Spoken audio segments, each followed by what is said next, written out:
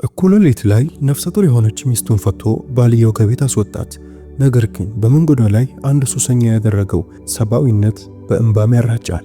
እንደሚባለው ሰው የጠላውን ፈጣሪ ይቀበለዋል ይባላል። ጓደኞቼ፣ በኡታር ፓራዲሽ አግራ የምትባል ከተማ ውስጥ ከሌሊቱ 8 ሰዓት አካባቢ ነበር። ቀዝቀዝ ያለው ንፋስ በየመንገዱ ይነፍሳል። መንገዱም ጭር ብሎ ነበር። በዚህ ጸጥታ ውስጥ አንዲት ሴት ብቻዋን ትጓዛለች።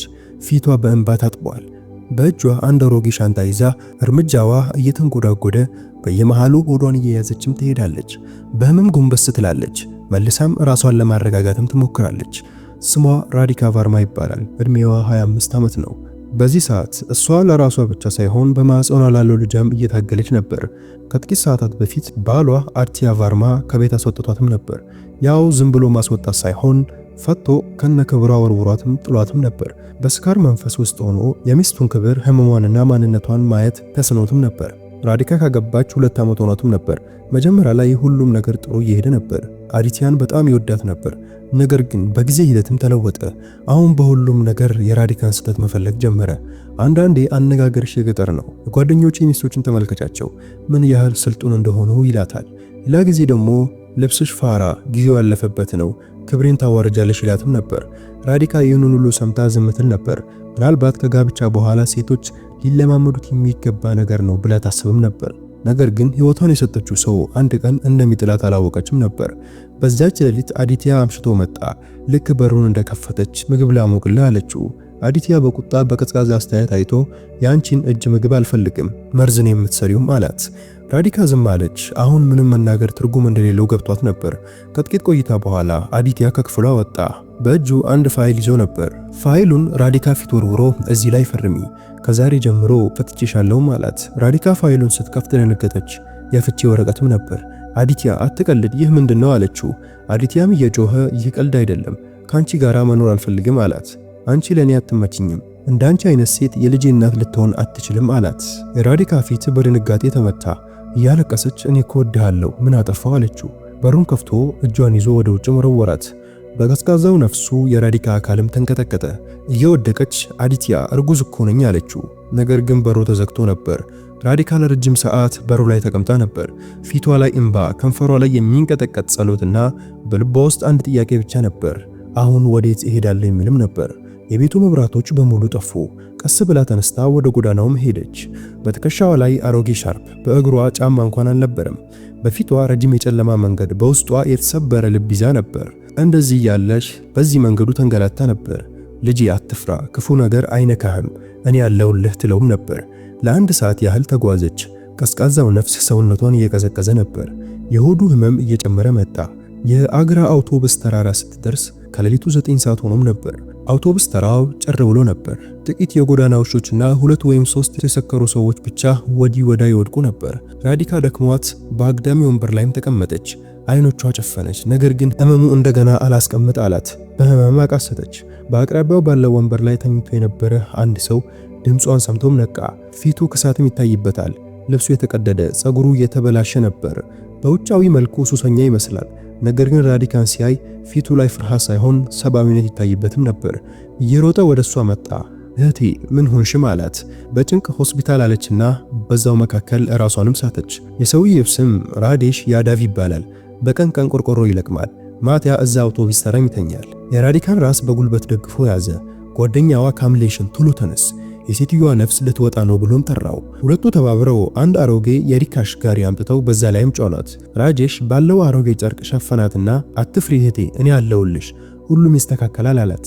በቃላት ውስጥ ስካር ሳይሆን ርህራሄም ነበር። በሌቱ ቅዝቃዜ ያ የተሰበረ ሪካሽ ቀስ እያለ ወደ ኤስኤን ሆስፒታልም ተንቀሳቀሰ።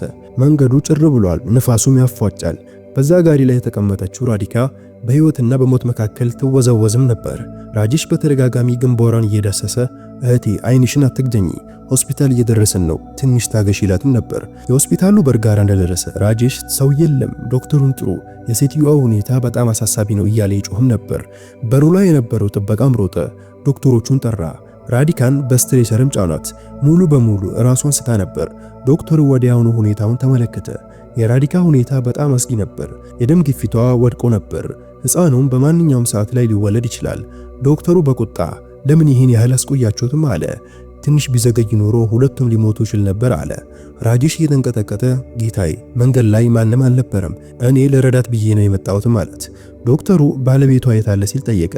ራጄሽ አንገቱን ደፍቶ በዝቅተኛ ድምፅ አላውቅም አለ። ግን ይህች ሴት አሁንም ማንም ያላት አይመስለኝም አለ። ዶክተሩም እፎይታ አግኝቶ ለኦፕራሲዮን አዘጋጅ፣ ከዚህ ሰው ላይ ፍርማ ተቀበሉ ብሎ ለነርሷ ነገራት። ራጄሽ ምንም ሳይጠይቅም ፈረመ። በወረቀቱ ላይ ራጄሽ ያዳፍ ተብሎም ተጻፈ። ምን አይነት ኃላፊነት ውስጥ እንደገባ አያውቅም ነበር። የሚያውቀው ነገር ቢኖር ፊት ለፊቱ አንዲት ሴት በህይወትና ሞት መካከል እንደሆነች ነበር እና በማዕፀኗ ያለው ንጹህ ሕፃን የሷ ብቸኛ ተስፋ እንደሆነ ብቻ ነበር። የክፍሉ በርም ተዘጋ። ራጄሽ ኮሪደሩ ላይ ተቀመጠ። እጆቹ ይንቀጠቀጡ ነበር። በዓይኖቹ ውስጥ እንባ ሞልቷል። ፈጣሪን እየተማጸነ አምላኬ ሆይ በእጄ ላይ የማንንም ህይወት ክፉ አታድርግ፣ አደራ እነዚህን ሁለቱን አትርፍልኝ ይልም ነበር። ለአንድ ሰዓት ያህል ከውስጥ የመሳሪያዎች ድምፅ ብቻ ይሰማ ነበር። አንዳንዴ የዶክተሩ ከፍተኛ ድምፅ፣ አንዳንዴ ደግሞ የነርሶች ሩጫ የሚሰማ ነበር። ራጄሽ አንገቱን ደፍቶ እዚያ ተቀምጦ ነበር። ጓደኛውም ካምሌሽም ዝም አለ። እነዚህ ሁለት የጉልበት ሰራተኞች በዚያ ሰዓት አምላካቸውን እየለመኑ ነበር። ድንገት በሩ ተከፈተ። ነርሷ ፈገግ ብላ ወጣችና እናትየውም ሕፃኑን በሰላም ተርፈዋል አለች። ራጄሽ በረጅም ተነፈሰ። ከልቡ ላይ ትልቅ ድንጋይ የተነሳ ያህልም ተሰማው። አይኖቹ ከበሩ። ከከንፈሩም ተመስገን ጌታዬ፣ ተመስገን የሚል ቃል ብቻ ይወጣ ነበር። ከጥቂት ጊዜ በኋላ ራዲካ ከክፍል ስትወጣ ደካማ ብትሆንም በህይወት ነበረች። ዶክተሩ ሴት ልጅ ተወልዳለች፣ በጣም ታምራለችም አለ። ራጄሽም ፈገግ አለ። ሴት ናት፣ ፈጣሪ ራሱ መጥቶ ፍትህ ሰጥቷልም አለ። ራዲካ ነቃች፣ ግን በጣም ደክሟታል። አይኖቿን ስትገልጥ ያየችው ያንን የመጀመሪያውን ፊት ነበር፣ ማለትም የራጄሽን ፊት ነበር። የቆሸሸ ልብስ ለብሷል፣ ደክሞታል። ነገር ግን በአይኖቿ ውስጥ ርህራሄ ነበር። ራዲካ በዝቅተኛ ድምፅ አንተ ማነህ አለችው። ራጄሽም ስለኔ አትጠይቂ እህቴ፣ ፈጣሪ ለአንቺ ሲል ልኮኛል ብለሽ አስቢ ማለት። የራዲካ አይኖች በእንባ ተሞሉ። አምርራ ማለቀሰች። አንተ ባትኖር ኖሮ እኔና ልጄ ዛሬ በህይወት አንኖርም ነበር አለች። ራጄሽ አንገቱን ዝቅ አድርጎ እህቴ አመሰግናለሁ አትበይ፣ ያደረኩት በሰብአዊነት ግዴታ ነው አላት። ከጥቂት ጊዜ በኋላ እሷ የክፍያ ደረሰኝ ስታመጣ ራጄሽ ገንዘብ አልነበረውም ነበር። ከተቀደደ ቦርሳ ውስጥ የለቀማቸውን ሳንቲሞች አወጣ። ቀኑን ሙሉ ከሰራው ስራ ያገኘው ጥቂት ብር ነበር። ካምሌሽ ወንድሜ ይሄ እኮ አይበቃም አለው። ራጄሽ የቀረውን ነገ አመጣለሁ፣ ግን የእች ሴት መቸገር የለባትም አለው። ዶክተሩ ይህንን ሁሉ አይቶ ስለ ገንዘብ አታስብ፣ መጀመሪያ ታካሚ ትረፍ አለ። የራጄሽ አይኖች በእንባ ቀረሩ። ራዲክ ልጇን አቀፈች፣ ፈገግ አለች። በፈገግታም ውስጥ ህመም ሰላምም ነበር። ስሟንም አሪያ እላታለሁ፣ ምክንያቱም እሷ ጸሎቴ ናት አለች። ራጄሽ አጠገብ ቆሞ ነበር። ፊቷ ላይ ድካም ቢኖርም እርካታ ይታይባታል። ራዲካ ወደሱ ተመልክታ ወንድሜ ይህንን ውለታህም በህይወት ያረሰውም አለች። ራጄሽም አይደለም እህቴ፣ ፈጣሪ ሰው አድርጎ የፈጠረን እንድንረዳዳ ነው አላት። ራዲካም በድጋሚ እንባ ተናነቃት። አንተ እኮ እንደገና የመኖር ተስፋ ሰጠኸኝ አለችው። ራጄሽም ፈገግ አለ። እህቴ አሁን ረፊ፣ እኔ እዚህ ነኝ፣ ብቻሽን አልተውሽም አላት። በሚቀጥለው ጠዋት የአገራ ከተማ መንገዶች ነቅተው ነበር። ነገር ግን በሆስፒታል ክፍል ቁጥር 6 ለምትገኘው ራዲካ ያ ጠዋት እንደ አዲስ ልደትም ነበር። ራጄሽ በአቅራቢያው ወንበር ላይ ተቀምጧል። ሌሊቱን ሙሉ ሳይተኛ ራዲካንና ሕፃኗን ሲጠብቅም አድሯል። አሁን በአይኑ ውስጥ እንቅልፍ ሳይሆን የቤተሰብነት ስሜት ይታይም ነበር። ራዲካ ለመጀመሪያ ጊዜ ያለ ፍርሃት አንድን ወንድ ተመለከተች። በአስተያየት ውስጥ ስሜት ሳይሆን ክብር የነበረው ነበር። ወንድሜ አሁን ወደ ቤት ሂድ አለችው ቀስ ብላ። ራጄሽ የትኛው ቤት እህቴ? እኔ እኮ አውቶቡስ ተራ ላይ ነው የምኖረው። ቀን በቀን ቆርቆሮ ለቅማለሁ፣ ማታ ፈጣሪን አምኜተኛለሁ ማለት። ይህን ስትሰማ የራዲካ አይኖች እንደገና በእንባ ሞሉ። ዓለም ሱሰኛ እያለች የምታገለው ሰው ዛሬ ለሷ ትልቅ መከታ እንደሆነ አሰበች። ዶክተሩ ገባና የታካሚ ሁኔታ አሁን ጥሩ ነው፣ ከ2 ወይም 3 ቀናት በኋላ ትወጣለችም አለ። ራጄሽ ራሱን ነቀነቅና በዶክተሩ ጌታዬ ገንዘቡን ቀስ በቀስ ከፍላለሁ ማለ። ዶክተሩን ፈገግ ብሎ ችግር የለም መጀመሪያ እነዚህ ሁለቱ ወደ ቤት አደርሳቸው ማለ። ነገር ግን ለራዲካ ቤት የሚል ቃል እንደሆነ ህመም ነበር። ወዴት ትሄዳለሁ? የማንን በር አንኳኳለሁ እያለች አሰበች። ቤተሰቦቿ ዴልሂ ነው ያሉት፣ ግን እዚያም የሚቀበላት ሰው አልነበረም። ወንድሟ ከጋብቻ በኋላ ደህንነቷን እንኳን ጠይቆ አያውቅም። የባሏ ቤት ደግሞ ለእሷ ሲኦል ሆኖባታል። በሶስተኛ ቀን ከሆስፒታል ስትወጣ ራጄሽ ከአሮጌው ቦርሳ አንድ ሻርፕ አወጣ። ያን ቀን አውቶቡስ ተራ ላይ ሲበርዳት ያለበሳትን ሻርፕ። ቀስ ብሎ የምሰጥሽ ሌላ ነገር የለኝም፣ ይህን ሻርፕ ያዢው። ባየሽው ቁጥር ያን ቀን ፈጣሪ እንግዳ እንዳልሆን እንዳደረገን አስታውሽበትም አላት። ራዲካ እየተንቀጠቀጠች ተቀበለችው። አይኖቿ በእንባ ተሞልቶም ነበር። ከዚያም በመቀጠል እንዲህ አለች፣ ወንድሜ ህይወት ወዴት እንደምትወስደኝ አላውቅም፣ ግን ከዛሬ ጀምሮ አንተ ለኔ እንደ እውነተኛ ወንድሜ ነህ አለችው። ራጄሽ ምንም አልተናገረም፣ አንገቱን ብቻ ደፋ። ከዚያም እህቴ መሄጃ ከሌለሽ እኔ ሰፈር እንሂድ አላት። እዚያማ እናቴ አሉ፣ አሮጊት ናቸው፣ ብቻቸውን የሚኖሩት። አንዲት ትንሽ ባዶ ክፍል አላቸው፣ እኔ አናገርልሻለሁ ያስገቡሻልም ማለት። ራዲካ መጀመሪያ ላይ ትንሽ አመነታች።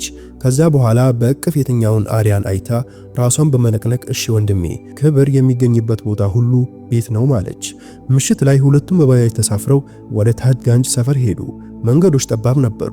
አየሩ የአቧራና የእንጨት ጭስ ሽታም ነበረው። የጭቃ ቤቶች፣ የተሰባበሩ ጣሪያዎች፣ ነገር ግን በሰዎች ፊት ላይ ሰላም ይታይ ነበር። ራጄሽ አንድ አሮጌ በር አንኳኳ። ማጂ በሩን ክፈቺ፣ ልጅሽ ይፈልግሻል አለ። በሩም ተከፈተ። በሽበት የተሞላ አሮጊትም ወጡ። ራጄሽ አንገቱን ደፍቶ እማማ ይህች ራዲካ እህቴ ትባላለች፣ ከሆስፒታል ነው ያመጣዋቸው፣ ብቻዋን ናት፣ ትንሽ ልጅም አላት አለች። ማጃም ራዲካን ተመለከተች። የተቀደደ ልብስ፣ የደከሙ ፊት፣ ግን በአይኖቿ ውስጥ እውነት ይታዩ ነበር። ለጥቂት ጊዜ ከተመለከቷት በኋላ ግቢ ልጄ ማለቻት። ራዲካ ወደ ክፍሏ ገባች። ክፍሉ ትንሽ ቢሆንም ልዩ የሆነ የቤተሰብ ስሜት ነበረው። ልጄ እዚህ ቤት ክራይ አይከፈልበትም፣ ብቻ በክብር ኑሪም አሏት። የራዲካ አይኖች በእንባ ቀረሩ። እማማ ይህ ቤትሽ ለኔ እንደ ቤተ መቅደስ ነው ማለቻት። በዚያ ሌሊት እሷና አሪያ ከዓመታት በኋላ በሰላም ተኙ። ውጭ ቀዝቃዛ ነፋስም ነበር፣ ነገር ግን በልቧ ውስጥ ለመጀመሪያ ጊዜ ሰላም ተሰማት። ጠዋት ስትነቃ ማጂ ወጥ ቤት ሻይ ያፈላች ነበር። ራጄሽ በሩ ላይ ተቀምጦ ጋዜጣ ያነባል። ሁሉም ነገር የአዲስ ህይወት ጅምር ይመስል ቀስ በቀስ ቀናትም አለፉ። ራጄሽ ሁሌ ጠዋት ስራ ይወጣል።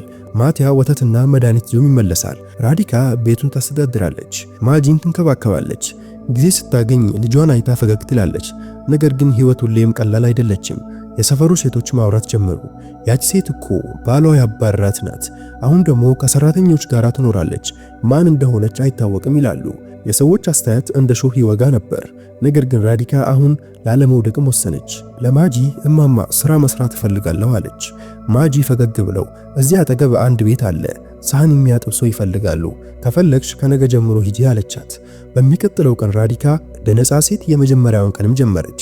በእጇ መጥረጊያና ባልዲ ቢኖርም በልቧ ግን ክብርና በራስ መተማመንም ነበር። በየቀኑ ወደ ስራ ትሄዳለች። የዚያ ቤት ልጆች ራዲካ እህቴ እያሉ ይጠሯትም ነበር። በስሟ ብቻ ሳይሆን በክብር ስለተጠራች ደስ ይላትም ነበር። ማታ ደክሟ ስትመለስ አሪያ እየሮጠች ጠመጠምባታለች። እማዬ ዛሬ በጊዜ መጣች ትላታለች። በዚያ ቅጽበት ራዲካ የዓለም ድካም ሁሉ እንደጠፋ ይሰማታል። ራጄሽ ብዙ ጊዜ እያያት ያስብ ነበር። ያቺ እኩለ ሌሊት ከቤት የተጣለች ሴት ዛሬ ሌሎች ብርሃን እየሆነች ነው ይላል። ለእህቱ ኩራት ይሰማውም ነበር። ጊዜውም ነጎደ። ራዲካ ስፌት መማር ጀመረች። ራጄሽ አንድ አሮጌ የልብስ ስፌት ማሽን ገዛላት። ይህም ማሽን የገዛው የብዙ ሌሊት ደሞዙን አጠራቅሞ ነበር። ራጄሽ የሰፈሩን ሴቶች ልብስ መስፋት ጀመረች። ቀስ በቀስ ስራዋ ተሳካ። የቤቱ ፍላጎትም ማሟላት ጀመረች። አሁን እንደ ድሮው ፈሪ ሴት አይደለችም፣ ጠንካራም ነበረች። ራሷንም የቻለች ናት። ከሁሉም በላይ ለልጇ ተስፋ ነበረች። ራጄሽ አልፎ አልፎ እህቴ ፈጣሪ ሲቀማ ዝም ብሎ አይደለም የተሻለ ነገር ለመስጠት ነው ይላትም ነበር።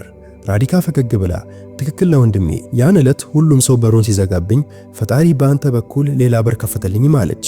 በዚያ ምሽት በእግሯ ጠባብ መንገዶች ያን ያለቀሰች የወጣች ሴት ዛሬ በተስፋ እርምጃ ትራመዳለች። አሁን ማንንም አትፈራም፣ ምክንያቱም አንዴ ተሰብራ የጠነከረች ሴት ነችም ትላለች። ማንም ሊሰብራት እንደማይችል ታውቃለች። ጊዜውም አለፈ። የራዲካ ህይወት በአዲስ አቅጣጫ እየሄደም ነበር። ጠዋት ልብስ ትሰፋለች፣ ከሰዓት ከአሪያ ጋራም ትጫወታለች።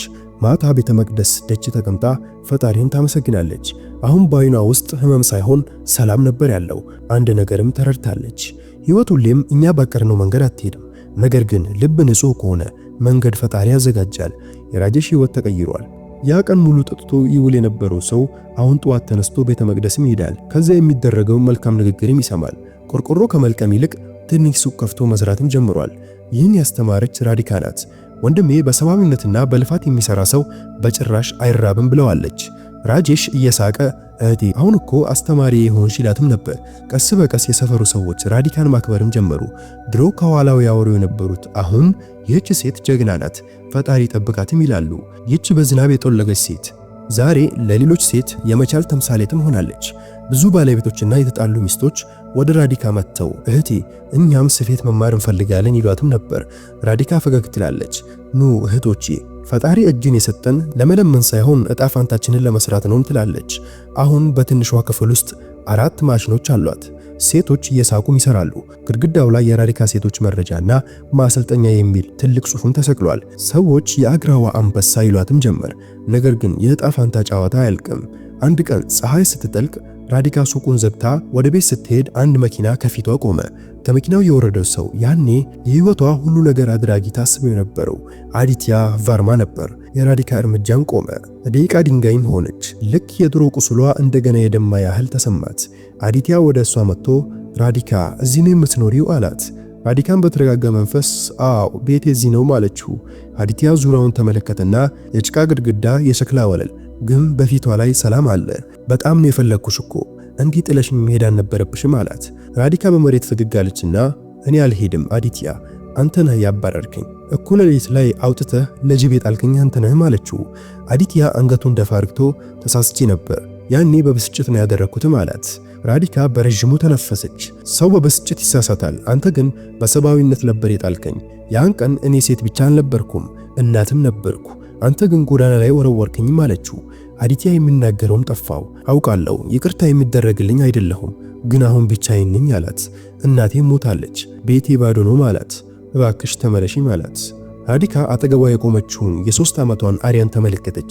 በሕፃኗ አይን ውስጥ በራዲካ ልብ ውስጥ ይንቀለቀል የነበረው አይነት ተስፋና ብርሃን ይታይ ነበር። ለምን እንደገና በሰው እጅ ትኖሪያለሽ? አይሆንም አዲትያ፣ አሁን የማንም ጥገኛ አይደለሁም አለችው።